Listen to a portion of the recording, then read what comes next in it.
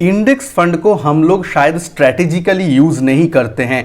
Portfolio में इसको एक प्लान के तहत यूज करना चाहिए और इंडेक्स फंड आप लोगों को तभी लेना चाहिए जब आप इसके ऊपर कंफर्टेबल हो। ये इन्वेस्टर टू इन्वेस्टर वैरी करता है, यानी इंडेक्स फंड जब भी आप लेंगे तब एक मेंटालिटी रख के लीजिए कि इंडेक्स फंड आप लोगों को एक एवरेज रिटर्न देगा। इंडेक्स फंड को कभी भी आप एकदम अपने कैटेगरी में टॉप 1 या टॉप 2 फंड्स में नहीं देखेंगे, लेकिन ये एक एवरेज रिटर्न देता है।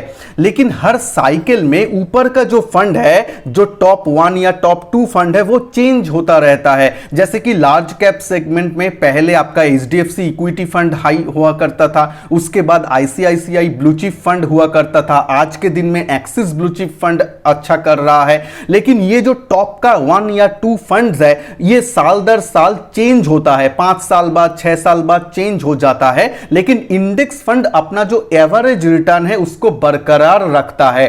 तो आप अगर ऐसा टाइप का इन्वेस्टर है जिन लोगों को एवरेज रिटर्न से वो खुश है और अपना फंड को अमूमन चेंज करने का वो जो झिकझिक है वो सब पसंद नहीं करते हैं, तो ही आप इंडेक्स फंड में जाइए। लॉन्ग टर्म में अगर आप देखेंगे तो एक्टिवली मैनेज फंड और इंडेक्स मैनेज फंड का जो रिटर्न है वो अमूमन सेम हो जाता है। कभी कभी बहुत सारा क्षेत्र में तो index fund actively manage fund को बीट भी करता है, लेकिन ये इन्वेस्टर के अपने पसंद के साथ है। इसलिए मैं जो फॉलो करता हूं अपने पोर्टफोलियो में, जो मेरा पोर्टफोलियो पब्लिकली आप लोगों के साथ शेयर्ड भी है, जिसको आप मेरा मॉडल पोर्टफोलियो वाला प्लेलिस्ट में देख भी सकते हैं, वहां पे मैं एक मिक्स वाला पोर्टफोलियो बनाता, यानी मेरे पास एक्टिवली मैनेज्ड फंड भी रहता है और आपका पैसिवली मैनेज यानी इंडेक्स फंड भी रहता है। इंडेक्स फंड को स्ट्रेटेजिकली यूज करना है, तो इसीलिए मैं इस वीडियो में आप लोगों के साथ स्ट्रेटेजिकली डिस्कस करूंगा कौन कौन सा फंड, कौन कौन सा इन्वेस्टर को कौन कौन सा पोर्टफोलियो में उसको लेना है, और 3-4 मैं बेस्ट परफॉर्मिंग इंडेक्स फंड्स के बारे में भी अक्रॉस द कैटेगरी बात करूंगा। लार्ज कैप में 2 इंडेक्स फंड बहुत अच्छा परफॉर्म कर रहा है, और अगर आप एकदम नए इन्वेस्टर हैं, पहले जानना चाहते हैं बाजार को, तो आप एकदम ये 2 फंड के साथ जा सकते हैं। कोई भी एक फंड आपको चूज करना है। मैं 2 फंड का नाम पहले बता देता हूं, HDFC index fund Sensex plan और दूसरा है axis Nifty 100 index fund. Main देखिए, म्यूचुअल फंड हाउस से भी ज्यादा आप लोग जो फंड का इंडेक्स का नाम है उसमें ज्यादा कंसंट्रेट कीजिए कि ये इंडेक्स क्या करता है। देखिए, जो सेंसेक्स वाला इंडेक्स है वो इंडिया का टॉप 30 जो लार्जेस्ट कंपनी है उसको लेके जो इंडेक्स बनाया गया है सेंसेक्स 30, उसको रेप्लिकेट करता है। और जो निफ्टी 100 इंडेक्स वाला फंड है वो इंडिया का टॉप 100 मार्केट कैप वाला कंपनी को होल्ड करता है। और इसमें निफ्टी 100 वाला जो इंडेक्स है उसमें जो फर्स्ट 10 या फर्स्ट 20 जो स्टॉक है उसका ही वेटेज ज्यादा रहता है, टेल थोड़ा सा लंबा है। तो इसमें आपको comparatively largest of large cap और थोड़ा सा छोटा जो कंपनी है कंपैरेटिवली उसका भी फ्लेवर मिलेगा। दोनों ही फंड का एक्सपेंस रेशियो 1% से कम है, और आप जानते हैं अगर डायरेक्ट प्लान का 1% से 0.5% से कम है तो आप आराम से उस फंड को देख सकते हैं एक्सपेंस रेशियो के चलते।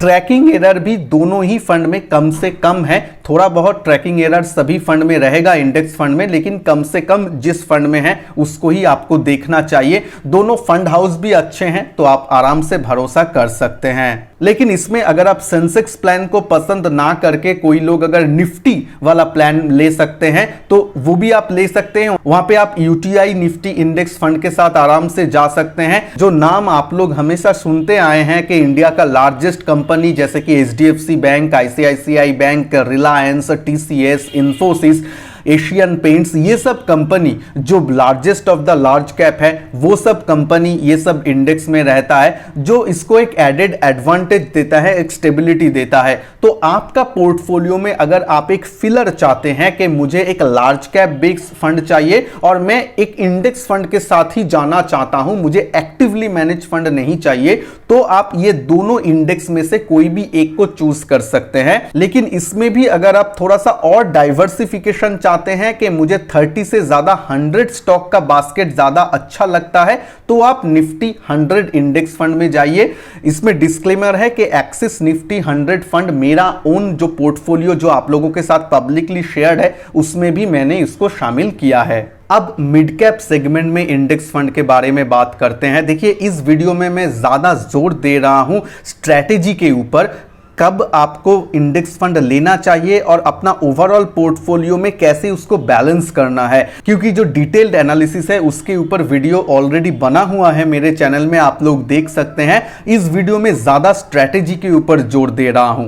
तो देखिए, इंडेक्स जो है मिड कैप इंडेक्स वाला फंड, ये कौन लोगों को लेना चाहिए और कैसे अपना पोर्टफोलियो को मैनेज करेंगे वो जान लीजिए।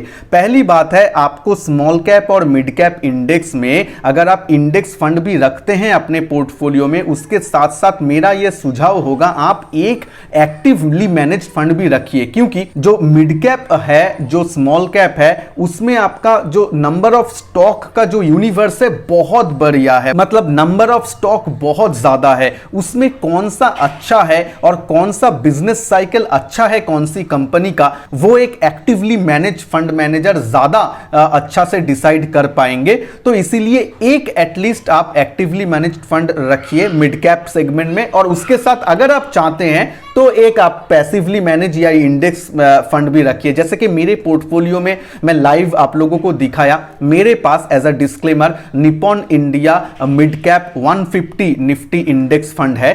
इंडेक्स के ऊपर जोर दीजिए, इंडेक्स का नाम है निफ्टी मिड कैप 150 इंडेक्स। ये सेम इंडेक्स के ऊपर मोतीलाल ओसवाल का भी है, अब वो देख लीजिएगा, आप कोई भी फंड हाउस के साथ जा सकते हैं, स्पेशली जो इंडेक्स का नाम है उसके ऊपर फोकस कीजिए। तो ये इंडेक्स फंड रखने के बावजूद भी मेरे पास और भी एक actively managed mid cap fund already है, तो इसीलिए मैं दोनों फंड का एक पोर्टफोलियो मिड कैप के ऊपर बना के चल रहा हूं। लार्ज कैप फंड में आपको ये ज्यादा जरूरत नहीं है, क्योंकि लार्ज कैप में अगर आप एक्टिवली मैनेज फंड भी लीजिएगा, उसमें भी आप देखिए टॉप 10 होल्डिंग आपको सेम ही मिलेगा, वही Infosys, TCS, Reliance, HDFC bank, वो सभी मिलेगा। लेकिन अगर आप मिड कैप वाला कोई फंड का पोर्टफोलियो देखेंगे ना, उसका एक एक फंड का टॉप 10 होल्डिंग डिफरेंट होता है, क्योंकि मैं जो पहले बोला था नंबर ऑफ स्टॉक बहुत ज्यादा है, पिक एंड चूज करने का फंड मैनेजर के पास बहुत ऑप्शन है। तो इसीलिए थोड़ा सा एक्टिवली मैनेज फंड के ऊपर जाइए अगर आप मिड कैप स्मॉल कैप में डील करते हैं तो। अब मैं दो इंडेक्स के बारे में बात करूंगा, एक रहेगा आपका स्मॉल कैप इंडेक्स के ऊपर और दूसरा रहेगा स्पेशल थीमेटिक इंडेक्स का ऊपर। पहले तो मैं बात कर लेता हूं कि स्मॉल कैप इंडेक्स के ऊपर, उसमें मेरा प्योरली सजेशन रहेगा कि फिलहाल के लिए अगर आप अवॉइड कर सकते हैं इंडेक्स को स्मॉल कैप में तो अवॉइड कीजिए। स्मॉल कैप में आप लोग जो actively managed top performing funds है उसके साथ ही रहिए। एज अ डिस्क्लेमर, मेरा जो ओपन पोर्टफोलियो है जो पब्लिकली शेयर करता हूं, उसमें अभी तक मैंने जो इंडेक्स वाला स्मॉल कैप फंड है उसको शामिल नहीं किया गया है, वहां पे एक actively managed small cap fund जरूर है। अब जो मेन इंडेक्स फंड का जो मेन अच्छा चीज है वो मुझे लगा है कि वो जो स्पेशल या थीमेटिक वाला कुछ जो इंडेक्स रहता है उसको कैसे आप प्ले कर सकते हैं। देखिए, यहां पे रिस्क भी ज्यादा है लेकिन आपका रिवॉर्ड भी अच्छा है।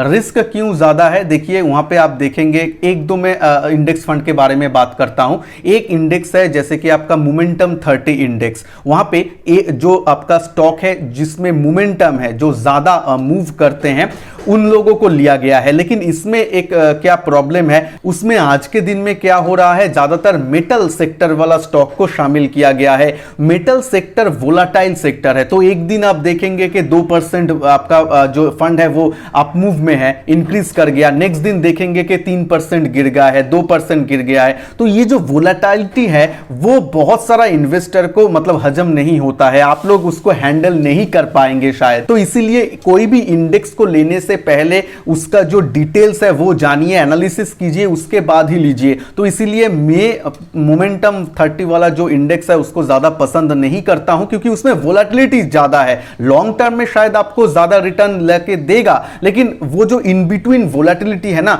वो कभी कभी बहुत ही एनोइंग होता है, इसीलिए उसको आप अवॉइड कर सकते हैं। लेकिन और एक फंड जो डिस्क्लेमर है कि मेरे पोर्टफोलियो में भी है, वो है आपका आईसीआईसीआई का अल्फा लो वोलेटिलिटी 30 इंडेक्स। यहां पे क्या होता है, आपको अल्फा भी जनरेट करके देगा बेंचमार्क से, उसके साथ साथ आपका जो वोलेटिलिटी भी कम रहेगा, ऐसा इंडेक्स दावा करता है। और इसका एनएफओ ही सिर्फ लॉन्च हुआ है, तो आगे जाके फंड कैसे परफॉर्म करता है वो तो देखना ही है।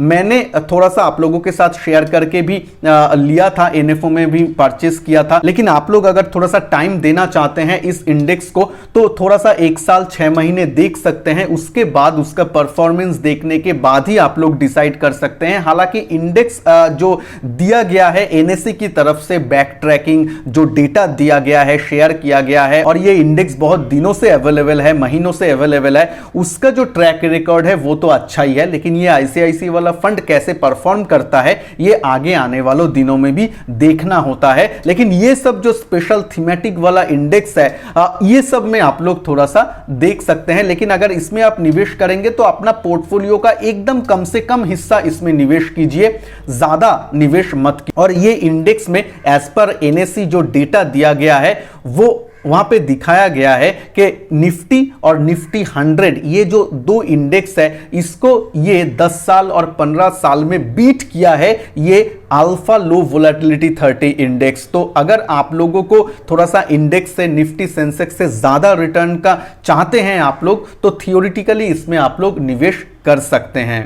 लेकिन ओवरऑल पोर्टफोलियो को ऐसे बिल्ड कीजिए ताकि आपके पास इंडेक्स फंड भी कुछ हो और एक्टिवली मैनेज फंड भी कुछ हो। अगर आप इंडेक्स फंड में बिलीव करते हैं तो, अगर आप इंडेक्स फंड में बिलीव नहीं करते हैं तो जबरदस्ती इंडेक्स फंड को अपने पोर्टफोलियो में मत एंट्री कीजिए। यह मैं बोल रहा हूं क्योंकि इंडेक्स फंड के साथ टिका रहना एक अलग सा साइकोलॉजी का जरूरत होता है।